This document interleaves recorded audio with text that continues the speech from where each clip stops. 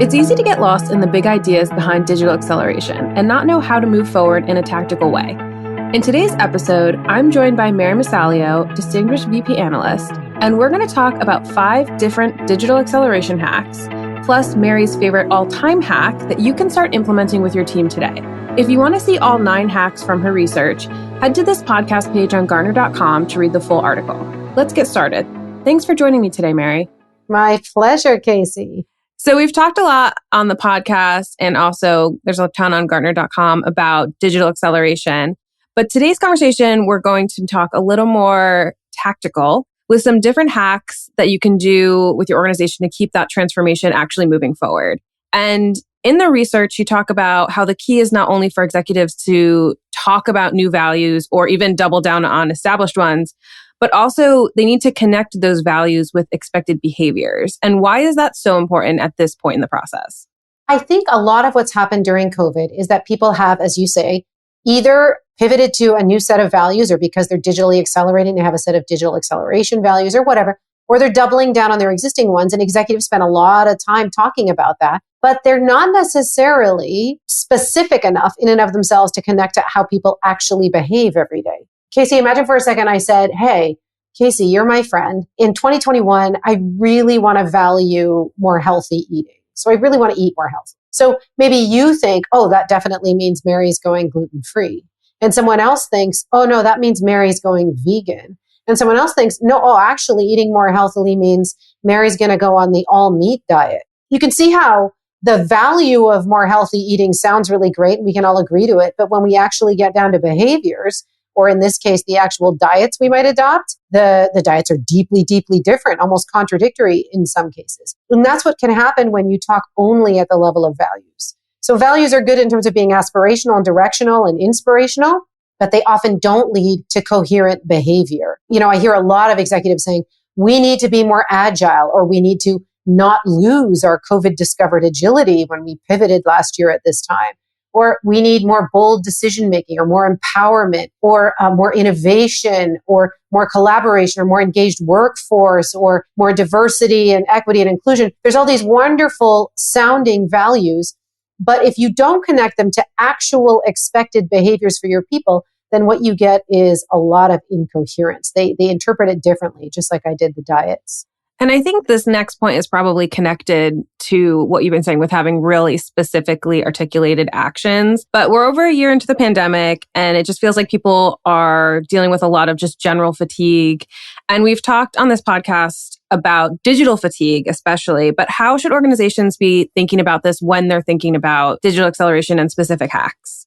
I think we're in a almost paradoxical moment where digital leaders and CIOs are being asked to digitally accelerate. So suddenly, on CEO speed dial, and a bit of a halo effect from pivoting last year, and a hugely renewed interest in digital, and 7 out of 10 board members increasing their investment in digital, and all this stuff, right? So on the one hand, this amazing interest in digital.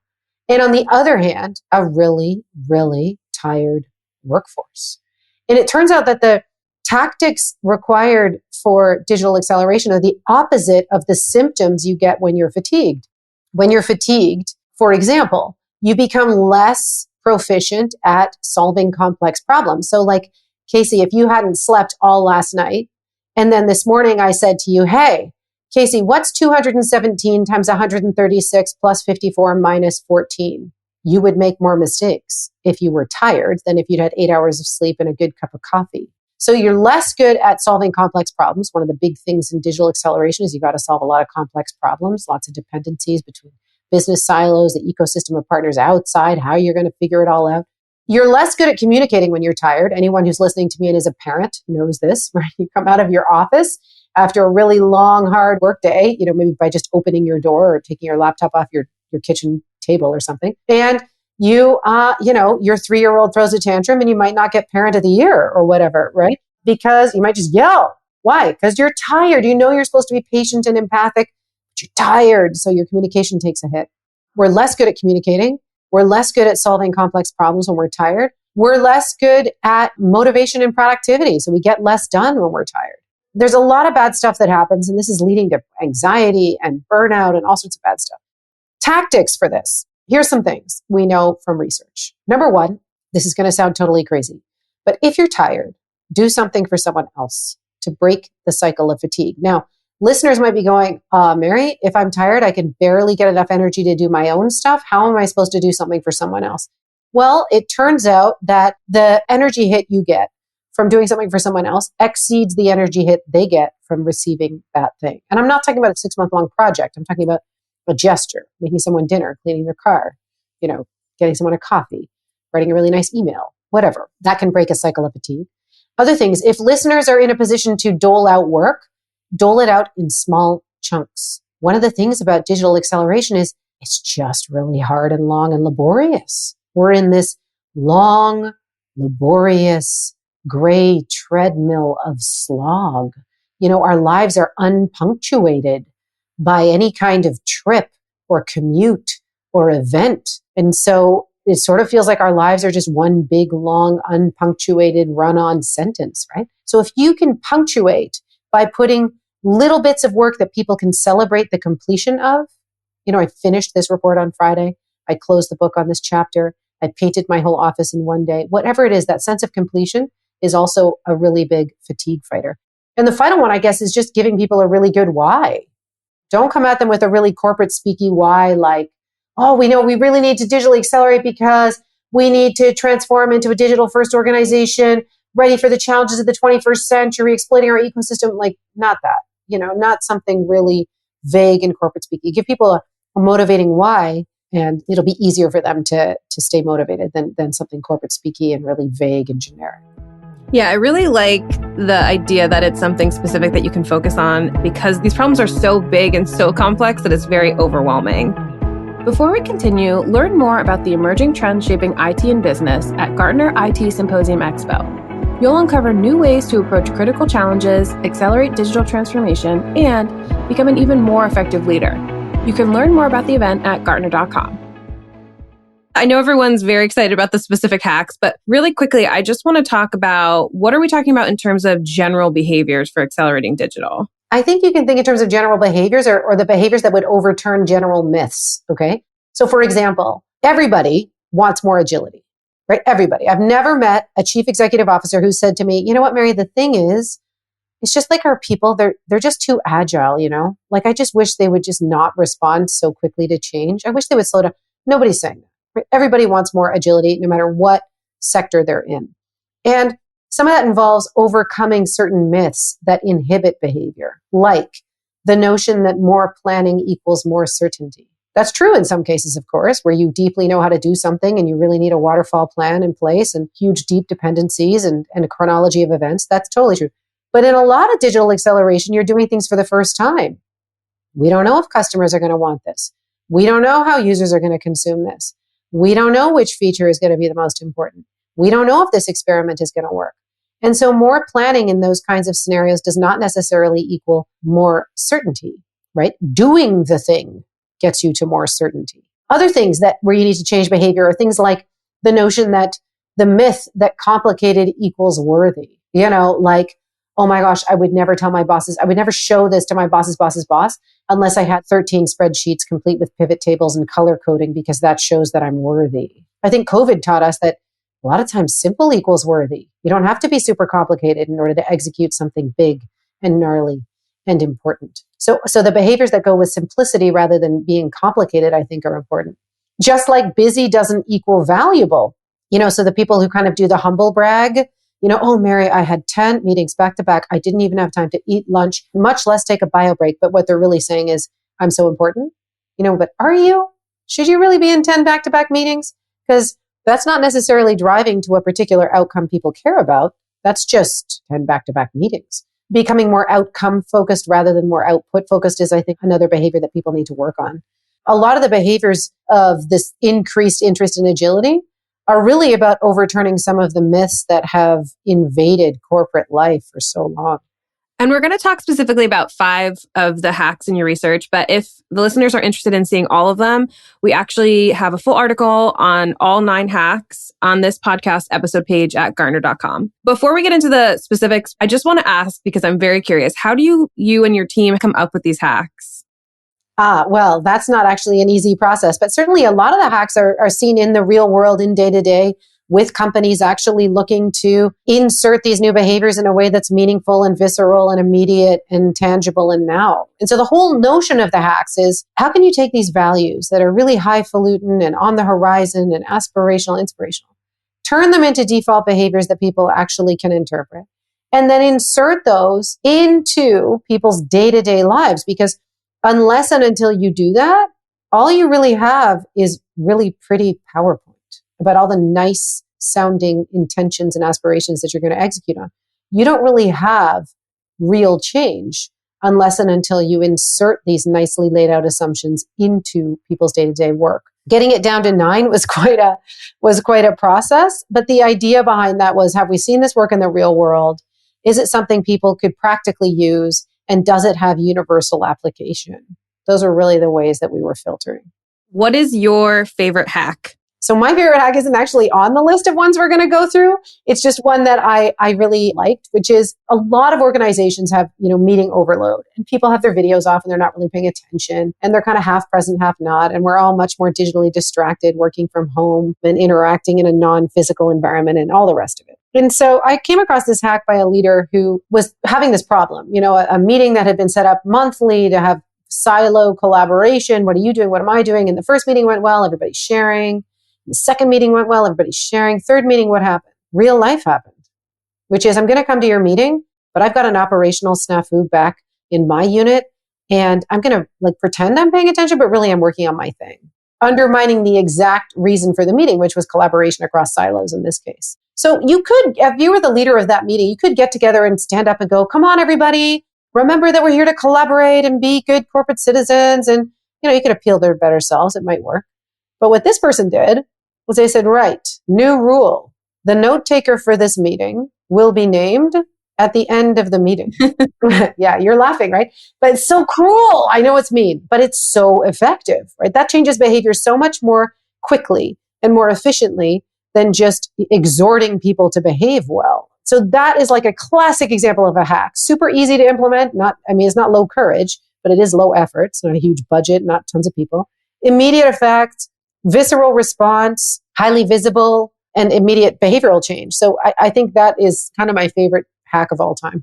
I love that one. Even just you saying it gave me a little spike of anxiety. Oh, wow, that would be super effective. So the first hack from the research that we're going to talk about, which is funny because it's actually something that the content marketing team here at Gartner is focusing on, is the idea that no isn't allowed. And can you tell us more about the thinking behind that? Yeah. So this came from an innovation team at a really large engineering firm, where they were trying out really big new ideas. So they were almost like an internal venture capital organization looking for big new businesses. And of course, the thing about big innovation is that most big ideas appear, crazy and or dangerous and or stupid and off the wall at the beginning. Otherwise, they wouldn't be crazy big ideas. They would just be obvious and everyone would do them. And so the problem they had was that they had to get approval from the governing council for this big innovation effort. And the governing council is made up of lots of senior bigwigs who'd been around for a really long time. And what they were doing was using their experience to say no really early. This won't work. So I might present a new big idea, and they'd say, oh, listen, little grasshopper, I've been in this sector for 25 years, and I can tell you that regulatory is never going to say yes. And they would kibosh big ideas based on their experience, which is a bad way to go about innovation. And so procedurally in the process, the team came up with, wait a minute, what if we make it illegal to say no? So you cannot say no until point X in the process. If you have a concern before then, you have to reformulate your no as a question. So not no, regulatory would never say yes, but hey, Mary, I'm concerned about regulation. Can you do more research? As a way to breathe life into some of the new stuff and innovation that comes with digital acceleration. And the next hack, which seems like it kind of ties into that one as well, is to seek resistance first. And it's basically about finding the person who is going to give you a hard time and starting with them, which sounds tiring, but what's the idea behind this one? Yeah, so it does sound kind of soul destroying to just go to the person who's most likely to be the cynic or the skeptic and start with them. But the idea here is to be really efficient. So you find the person who's most likely to disagree with your proposal or decision, and you ask them to tell you everything that's wrong with it. Why is this a good idea? Because if you address the concerns really early on, then hopefully it won't blow up after you've put a huge amount of time and effort and blood, sweat, and tears into it. And so essentially what you're looking for is this agility, right? Speed up decision making and avoid the decision being reversed by seeking out the resistance first, as opposed to doing all the work and then finding out that it all blows up later on. And the next one ties into what you just said about sort of speeding up the process. And it seems really on point given the conversations about accelerating digital. And we're constantly talking about how can you be more agile? It's the idea that you need to limit the time to 24 hours, which doesn't seem like a very long time. So how do you go about doing that? Okay, so first of all, like if an organization says to me, hey, Mary, we are really innovative, one of the early questions I will ask them is, can you go from idea to prototype in under 48 hours? And the reason I ask that question is less to know about their prototyping process and more to see if culturally they are allowed to have what's called low fidelity prototyping. So high fidelity prototyping is, oh my gosh, Kasey is my boss's boss's boss. I would never go to her. I would rather have my fingernails ripped off than go to her if I didn't have an absolutely perfectly polished logo in exactly the right place, 25 slide deck with all the font right, no spelling errors, and exactly things just so about this really early idea. That's high fidelity prototyping, right? It's got to be just so. Low fidelity prototyping is the opposite. It says, I feel comfortable going to management with something I schlepped together on the back of an envelope, so to speak, because I trust and I know that they will be evaluating me based on the essential quality of the idea, not on the trappings around it. Because you don't want people polishing a prototype for 16 weeks that's more likely than not to go nowhere. That's what prototypes do. They mostly go nowhere. And so giving people a time limit of 24 hours to create a first draft or a prototype says, you can't do a high fidelity prototype. You can't make this perfect. I am going to create or manufacture urgency so that you can make the impossible possible in a very small amount of time. You have to kind of schlep this together to create that environment of what's called low fidelity prototyping. I trust that management is going to look at the essence of my idea instead of whether there's spelling errors or things are just so. That's the idea behind that one. So that seems like it requires more effort on sort of both the side of the employee, but also management has to be less focused on the polished version and more able to identify like the essence of this is good. Yes, this is absolutely as much about management innovation as it is about prototypes. What's the best way to scope, scale, and lead digital transformation? Download the Gartner IT Roadmap for Digital Transformation. The roadmap provides CIOs and IT leaders digital business transformation best practices to deliver financial results. Look for the roadmap on this podcast page at Gartner.com. So the next one, we're going to kick it back to our childhood. And those of us who have kids can probably relate to this next one, which is play red light, green light to prioritize your tasks. When you're talking to clients about this, what is your advice? Yeah, so some listeners probably remember the game Red Light, Green Light. For those of you who aren't familiar, it's a game that kids played where one person acts like a stoplight. And when they say green light, everyone can run toward them. And when they say red light, everyone needs to stop. The idea here is you find a kind of interesting and lighthearted way to discuss as a team, like what should we be red lighting? What should we be stopping? What should we be green lighting? Like what should we be starting? And maybe what should we be yellow lighting? Like what should just continue? And why is this a useful hack? Because according to all of our research, and you said, Kasey, at the beginning that you guys have done a lot of podcasts around digital fatigue. So one of the things we know that is causing a huge amount of fatigue, according to Gartner's HR practice, is the sense that leaders are not prioritizing the work of their people sufficiently. They're just adding more of it, creating this great imbalance with work and life and employee well-being problems and all the rest of it. So for employees in a lot of organization, it feels like a fire hose. The tasks are just accumulating, nothing's getting taken off. There's a lot of task switching, so priorities changing, which can be really dispiriting and soul destroying. No clear sense of what the end game is, right? And so this whole situation of non-prioritization and just adding more creates a lot of distress and fatigue. So like red light, green light is a lighthearted way to introduce some of this prioritization. That's the idea. Another hack, incidentally, is to use a physical board. So imagine I'm the leader of a team and I turn my camera in my remote work environment to a physical board that has Velcro strips on it of all the things we're going to do. If it doesn't fit on the board, it can't be added unless you take something off. So for listeners who are in IT organizations or or digital organizations where the business is constantly adding, you can kind of lightly get them to prioritize by saying, we're happy to do that. Absolutely. It doesn't fit on our board though, so you need to be able to take something off because this is what we're physically able to do. Both lighthearted physical hacks or game hacks to try and get to the same outcome, which is a greater amount of prioritization and thus a lightening of the fatigue. And our final hack that we're going to talk about is to hold a weekly break the rules meeting. So I like the sound of this. Can you explain what it means? Yeah. So one of the things that COVID did is that it summarily overturned assumptions that were of really long standing, internal assumptions like low-level people can't make important decisions. It takes a long time to get to a quality outcome. We have to be in face-to-face physical environments in order to get to a quality outcome, right? And external assumptions like people would never buy a car off the internet and customers prefer a face-to-face environment. And if given the choice, they'd always go into a store, all these things that have been overturned and proven untrue as a result of COVID, right? And so to preserve that notion of, hey, maybe everything we thought was true isn't, you can have these break the rules meetings, which are really about scratching policies, canceling old procedures, empowering people, providing budgets for new ideas, connecting people, and kind of actively seeking to dismantle the slow bureaucratic creep that insidiously makes itself felt in all organization, right? And so this hack, it sort of challenges toxic cultural behaviors like cynicism and negativity. Like, I don't have budget, I'm not allowed, with this active overturning or dismantling of assumptions and bureaucracy. That's the idea behind that one. So we just went through 5 of the hacks in the research, plus one bonus hack that's your favorite. To avoid throwing a ton more at people, how can organizations even pick which one of these to start with? Should they pick a couple? Yeah. So here's what I don't want listeners to do. I don't want them to go, oh gosh, that conversation with Kasey and Mary was so interesting. I'm going to formulate a culture hacking committee, and then I'm going to get them together to have a month-long work on what our process should be for culture. No.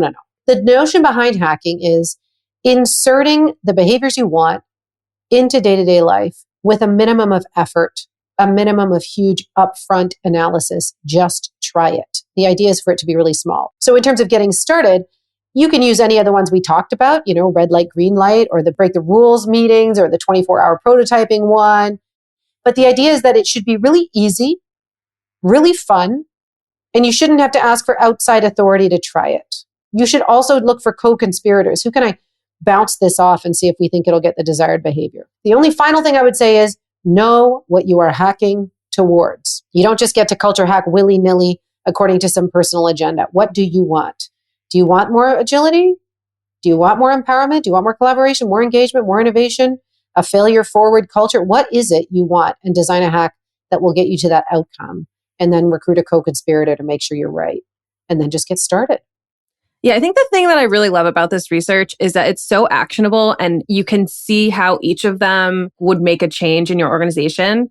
So do you have any final thoughts you'd like to share with the audience? Just go forth, go be brilliant, and be awesome culture hackers. Thanks so much for joining us, Mary. Thanks, Kasey. See you next time. Gartner ThinkCast is a production of Gartner, the world's leading research and advisory company, equipping executives across the enterprise with indispensable insights, advice, and tools to achieve their mission-critical priorities. You can learn more at Gartner.com. All content in Gartner ThinkCast is owned by Gartner and cannot be repurposed or reproduced without Gartner's consent. Gartner is an impartial, independent analyst of business and technology. This content should not be construed as a Gartner endorsement of any enterprise's products or services. All content provided by other speakers is expressly the views of those speakers and their organizations.